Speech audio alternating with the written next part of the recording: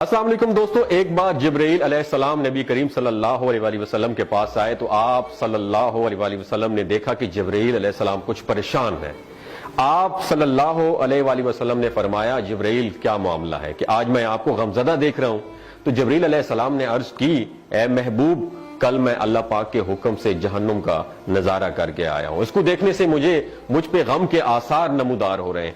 नबी करीम सल्लल्लाहु अलैहि वसल्लम ने फरमाया कि जिब्रील, मुझे भी जहन्नुम के हालात बताओ।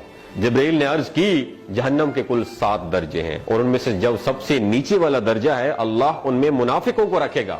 उससे ऊपर वाले 6ठे दर्जे में अल्लाह ताला मुशरिक लोगों को डालेंगे। उससे ऊपर 5वें दर्जे में अल्लाह सूरज और चांद की परस्तिश करने वालों को, इबादत करने वालों को डालेंगे। 4थे दर्जे में अल्लाह पाक आतिश परस्त लोगों को डालेंगे और तीसरे दर्जे में अल्लाह पाक यहूद को